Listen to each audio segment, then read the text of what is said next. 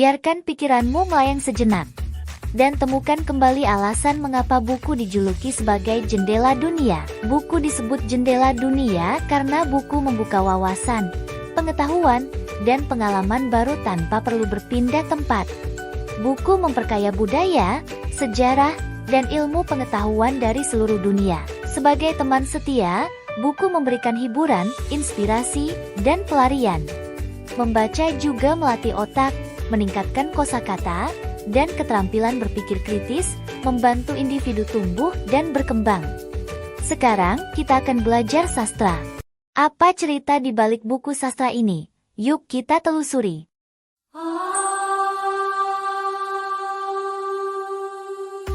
Apakah kalian suka membaca cerita dongeng? Apa itu dongeng? Yuk, cari tahu penjelasan lengkap tentang dongeng. Dongeng adalah cerita fiktif dengan tema imajinatif dan sering tidak masuk akal.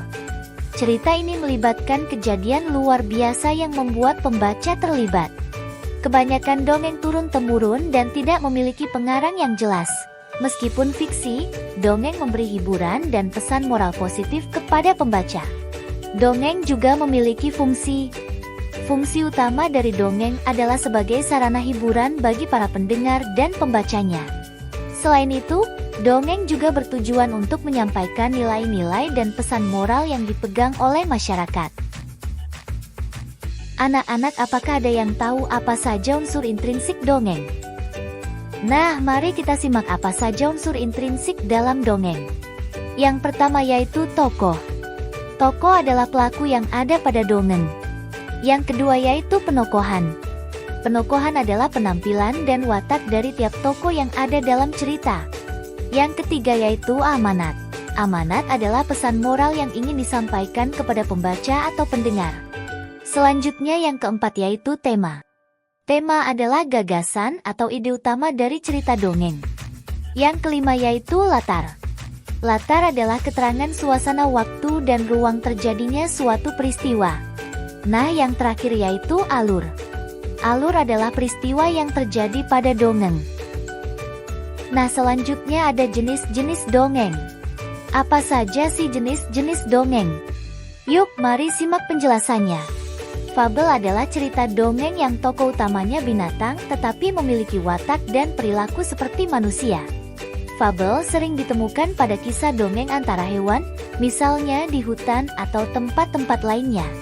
Contoh fabel: si kancil, kancil dan buaya, semut dan belalang, persahabatan kelinci dan monyet, balas budi seekor semut kepada burung merpati.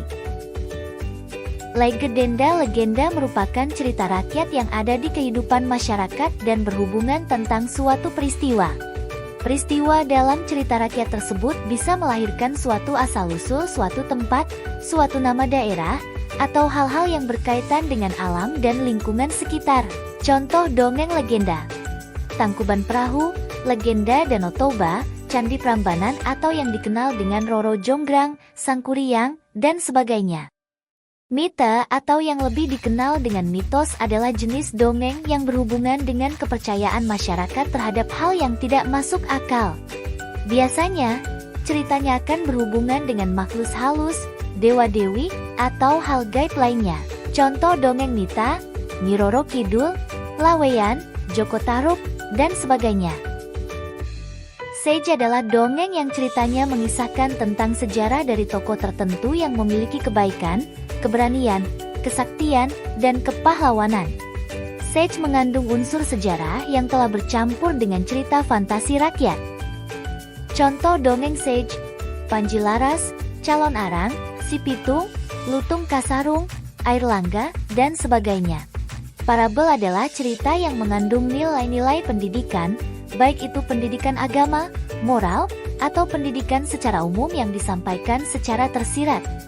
Contoh dongeng parabel: Sepasang Selop Putih, Damar Wulan, Hikayat Bayan Budiman, dan sebagainya. Dongeng jenaka atau lelucon adalah cerita lucu yang diperankan oleh tokoh-tokohnya. Contoh dongeng jenaka: Si Kabayan, Pan Balang Tamak, Singarewa, dan sebagainya. Selain itu, ada juga dongeng biasanya yang umum diceritakan. Dongeng ini memuat cerita suka duka dan impian seseorang. Contoh dongeng biasa, bawang putih dan bawang merah, Cinderella, ande-ande lumut, dan sebagainya. Ayo kita membaca cerita dongeng. Dongeng anak kambing dan serigala. Pada suatu hari, terdapat ibu kambing beserta anaknya. Dikisahkan bahwa sang ibu kambing ingin pergi ke hutan untuk mencari makanan. Berniat untuk tidak mengajak anaknya, ibu kambing mengajarkan kepada sang anak untuk tidak membukakan pintu kepada siapapun. Agar anak kambing tetap aman di dalam rumah, ibu kambing mengajarkan sebuah lagu kepada anaknya sebagai petanda bahwa itu adalah ibunya. Namun tanpa diketahui, di luar sana terdapat seekor serigala yang mendengar percakapan antara ibu dan anak kambing tersebut. Ketika mengetahui ibu kambing sudah pergi keluar dan meninggal anaknya seorang diri, serigala langsung melancarkan aksinya dengan menyanyikan lagu yang dibuat ibu kambing. Mendengar lagu tersebut, anak kambing pun merasa heran. Pasalnya, ibunya baru saja keluar rumah dan suara yang terdengar pun berbeda dari suara ibunya. Mengetahui hal tersebut, anak kambing pun tidak membukakan pintu dan mengintip lewat lubang jendela. Betapa terkejutnya anak kambing saat melihat seekor serigala berada di depan rumahnya.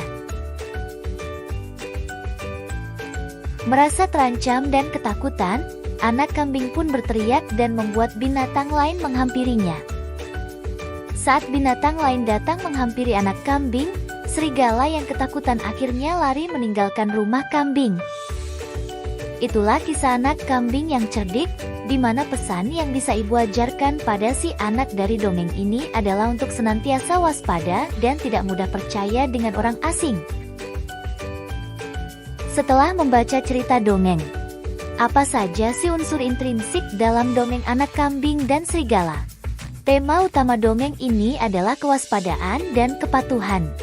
Dongeng ini mengajarkan pentingnya mematuhi nasihat orang tua dan berhati-hati terhadap orang asing.